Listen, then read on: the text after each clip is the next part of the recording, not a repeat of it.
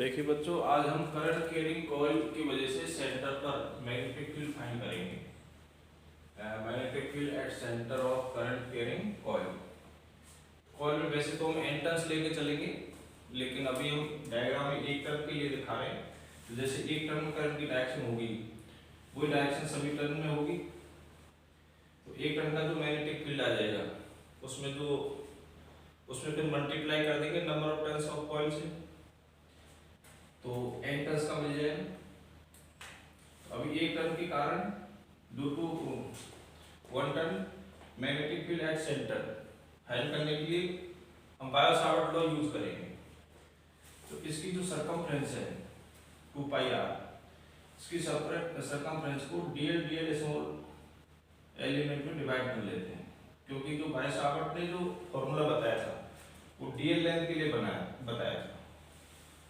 तो इसको DL length में एलिमेंट में डिवाइड कर लेते हैं। ईच डीएल में जो करंट फ्लो होगी वो आई होगी। अच्छा, इस डीएल के सेंटर से ओ को ज्वाइन करते हैं। डीएल के सेंटर से यदि हम ओ को ज्वाइन करते हैं तो ये 90 डिग्री, थीटा की वैल्यू 90 डिग्री हो गई।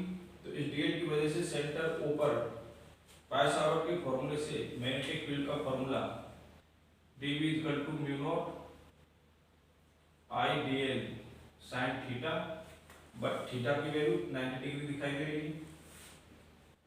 तो थीटा की वैल्यू 90 डिग्री अपॉन यहाँ म्यू नॉट अपॉन 4 पाई और ये r स्क्वायर। तो ये dV magnetic field due to dl element.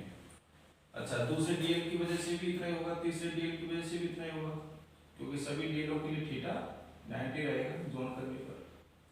Distance small are रहेगी, करंट सभी में आई है। अच्छा, सभी में करंट की डायरेक्शन भी सेम है। तो करंट की डायरेक्शन सेम है तो राइट हैंड थंब से हम यदि ऊपर फिंगर को देखें, पहले करंट की डायरेक्शन में थंब को रखना पड़ेगा, फिर ऊपर हम खटखटाते हैं फिंगर से, तो खटखटाने की डायरेक्शन परपेंडिकुलरली इनवर्ड है। तो इस डीवी की जो मैग्नेटिक फील्ड की डायरेक्शन है सेंटर का, वो परपेंडिकुलरली इनवर्ड होगी, मतलब क्रॉस होगी। परपेंडिकुलरली इनवर्ड डायरेक्शन को हम क्रॉस से डिनोट करते हैं, ठीक है। क्रॉस होगी, क्रॉस।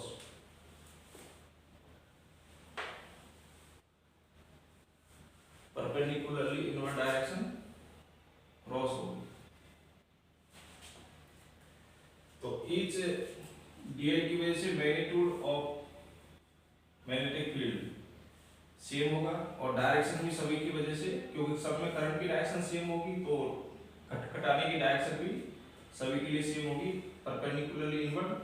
तो सबका सेम डायरेक्शन में है, तो सभी एलिमेंट का जो नेट मैग्नेटिक फील्ड निकालेंगे, सबका रिजल्टेंट, तो रिजल्टेंट की वैल्यू सबका समेशन हो जाएगी। तो B equal to V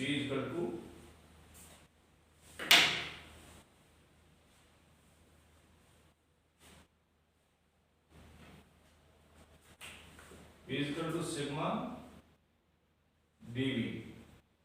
V equal to sigma dV की value mu naught upon 4 pi I dl sin 90 अपॉन r स्क्वायर।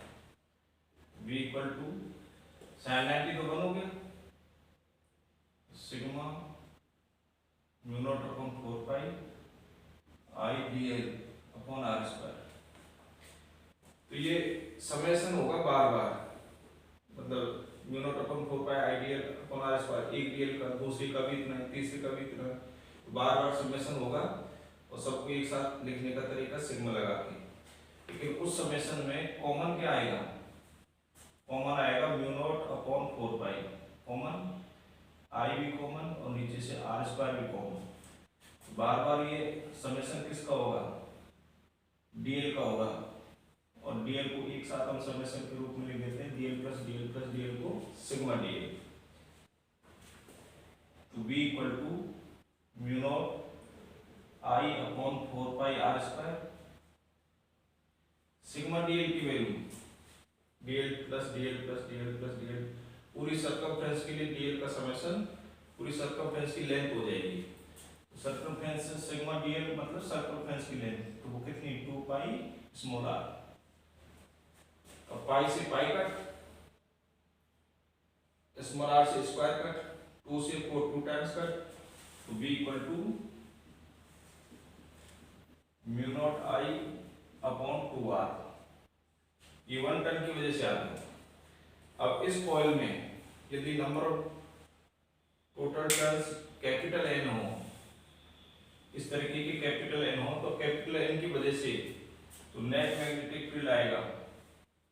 ये तो 2 to 1 टन है, तो n टन की वजह से कितना n mu naught i upon 2r, n से मल्टीप्लाई कर देंगे इसको, तो ये n टन की वजह से मैग्नेटिक फील्ड आ गया। तो कॉइल में हम n टन एज्यूम करके चल रहे हैं, तो n टन की वजह से ये मैग्नेटिक फील्ड एट सेंटर, तो this is magnetic field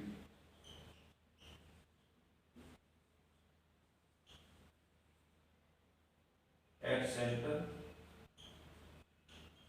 of coil due to n turns, due to n turns, ठीक, n टर्न्स की वजह से। ये फॉर्मूला आपको याद रखना है न्यूमेरिकल्स के लिए। अच्छा, तो जैसे हमने सेंटर पे निकाला, वैसे इसकी एक्सिस क्या होगी, इस सर्कल कॉइल का प्लेन और प्लेन के परपेंडिकुलर सेंटर से पास होने वाली जो लाइन होगी उसको हम एक्सिस कहेंगे। तो एक्सिस पर कोई पॉइंट लेंगे सेंटर से x डिस्टेंस पर, तो एक्सियल पॉइंट जिसकी डिस्टेंस सेंटर से x है, उस पॉइंट पर भी हम मैग्नेटिक फील्ड का फॉर्मूला फाइंड करेंगे। पर अभी जो हमने फाइंड किया है वो सेंटर पर फाइंड किया है। अब इसके बाद देखो एक्सियल पॉइंट पर मैग्नेटिक फील्ड का formula.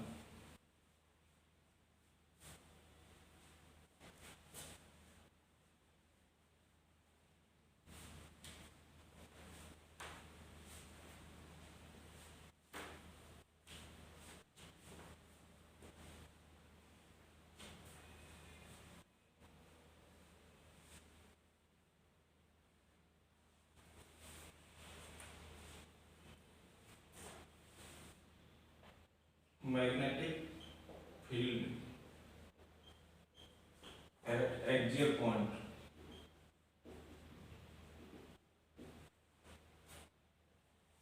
of current carrying coil, current carrying coil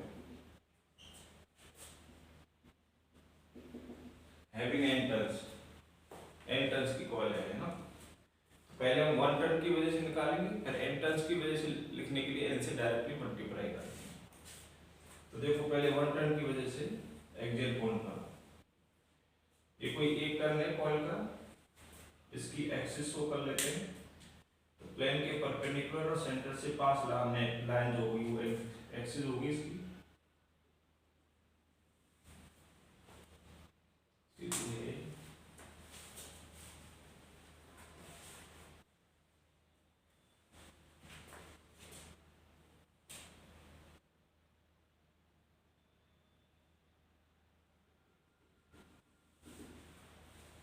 ठीक है, ये इसकी एक्सिस है। एक्सिस पर कोई पॉइंट मान लेते हैं P। इस P पॉइंट पर हमें इस कॉइल की वजह से मैग्नेटिक फील्ड फाइंड करना है। इस कॉइल का हमने 1 टर्न शो कर रखा है, लेकिन इस 1 टर्न में पहले करंट की डायरेक्शन शो करेंगे। करंट की वजह से मैग्नेटिक फील्ड होता है, तो करंट या तो इसमें क्लॉकवाइज या एंटी क्लॉकवाइज एज्यूम कर लेंगे। तो सपोज करते हैं इसमें I करंट फ्लो हो रही है क्लॉकवाइज डायरेक्शन। अब इस पर P पॉइंट पर फाइंड करने के लिए हम बायो-सावर्ट लॉ यूज करेंगे। बायो-सावर्ट का फॉर्मूला, बायो-सावर्ट का जो फॉर्मूला होता है वो डीएल लेंथ के लिए होता है, एलिमेंट लेंथ के लिए होता है। तो इसमें डीएल लेंथ अपोजिट साइड में एक साथ एज्यूम करेंगे। जैसे एक डीएल मैंने यहाँ पे एज्यूम कर लिया, एक डीएल इसके अपोजिट में यहाँ पे एज्यूम करेंगे, इसकी सर्कमफ्रेंस पे, इस कॉइल की इस टर्न की सर्कमफ्रेंस पे। ये सर्कुलर कॉइल है, सर्कुलर टर्न है। अच्छा, इस सर्कुलर कॉइल की रेडियस सपोज करते हैं r है, r रेडियस है ना। इस डीएल से पी पॉइंट पर मैग्नेटिक फील्ड का फॉर्मूला लिखने के लिए अकॉर्डिंग बाय सावर्ट इसको हम इससे पी से जोन करते हैं डीएल को। तो ये डिस्टेंस सपोज करते हैं स्मॉल आर है और पी की डिस्टेंस सेंटर से सपोज करते हैं एक्स है।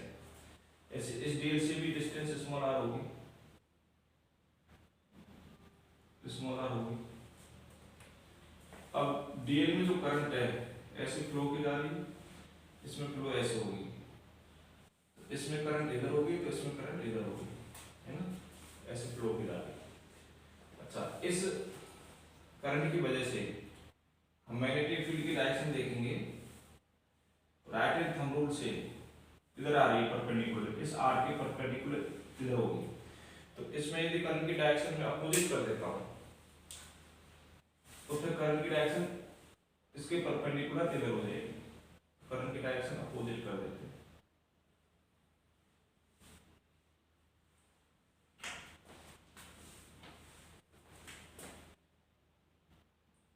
इसमें करंट की डायरेक्शन ऐसे, तो इसमें ऐसे हो जाएगी, इसमें ऐसे हो जाएगी, है ना।